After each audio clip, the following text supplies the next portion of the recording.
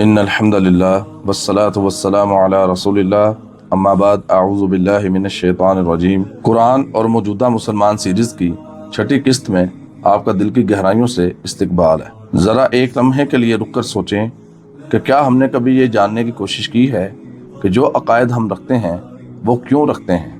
کیا ہم نے کبھی اپنے اعمال کا جائزہ لیا ہے یا ہم وہی کرتے ہیں جو ہمیں وراثت میں ملا ہے؟ آج ہم ایک نہایت ہی اہم اور حساس موضوع پر بات کریں گے، اندھی تقلید اور قرآنی شعور۔ اس کا پہلا پہلو اندھی تقلید قرآن کی نظر میں۔ قرآن مجید ہمیں ایک خطرناک رویے سے خبردار کرتا ہے، اور وہ رویہ ہے بغیر سوچے سمجھے کسی کی پیروی کرنا۔ اللہ تعالیٰ فرماتے ہیں قالوا بل نتبع ما الفینا علیہ آباءنا، وہ کہتے ہیں ہم تو اسی راستے پر چلیں گے جس پر ہم نے اپنے باپ دادا کو پایا۔ اولو کان آباؤہم لا یعقلون شیئا ولا یہتدون، پھر اللہ تعالیٰ سوال اٹھاتا ہے اگر ان کے باپ دادا ہدایت پر نہ ہوں تو؟ یہ صرف کفار کا مسئلہ نہیں بلکہ آج ہم بھی اسی بیماری میں مبتلا ہیں۔ ہم رسموں کو دین سمجھ بیٹھے ہیں، فرقہ واریت کو حق سمجھ بیٹھے ہیں، ہم نے بزرگوں کی بات کو قرآن کی بات پر مقدم کر دیا ہے۔ یاد رکھیے، اسلام میں حق کا معیار خاندان نہیں بلکہ قرآن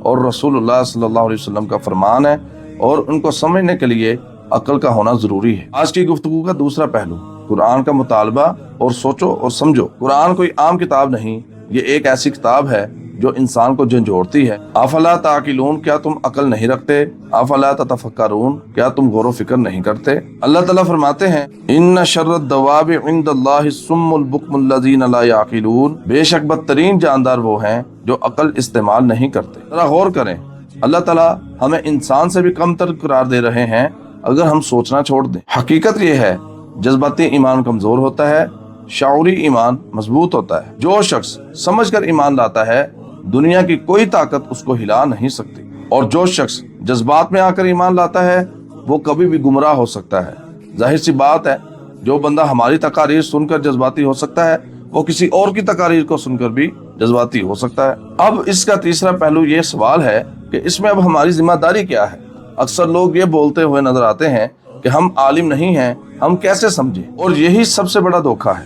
قرآن نے علم حاصل کرنا ہر مسلمان پر لازم قرار دیا ہے۔ علماء راستہ دکھاتے ہیں لیکن چلنا ہمیں خود پڑتا ہے۔ اللہ تعالیٰ فرماتے ہیں والذین اذا ذکروا بآیات ربہم لم یخروا علیہا صما وعمیانا، جب انہیں اللہ کی آیات سنائی جاتی ہیں تو وہ اندھے اور بہرے ہو کر نہیں گرتے، یعنی پہلے سنتے ہیں، اس کو سمجھتے ہیں، اس کے بعد عمل کرتے ہیں۔ خلاصہ یہ ہے کہ اسلام عقل کا دشمن نہیں بلکہ عقل کا محافظ ہے۔ اگر ہم قرآن کو سمجھ کر پڑھیں تو ہمیں پتہ چلے گا کہ بہت سی رسم دین نہیں، بہت سے جھگڑے جہالت ہیں، اور بہت سی باتیں صرف اندھی تقلید ہیں۔ آج سے ہی فیصلہ کریں کہ ہر بات صرف اس لیے قبول نہیں کریں گے کہ سب کرتے ہیں، ہر بات کو قرآن کے معیار پر پرکھیں گے، اپنی عقل استعمال کریں گے، پھر دل سے مانیں گے۔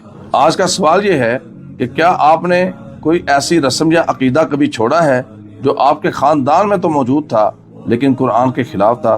کمنٹ کے اندر ضرور شیئر کریں۔ اگلی قسط میں ہم بات کریں گے نوجوان نسل اور قرآن، فتنوں کے دور میں ہدایت کا راستہ۔ اللہ تعالیٰ ہمیں سمجھنے والا ایمان عطا فرمائے اور اندھی تقلید سے محفوظ فرمائے۔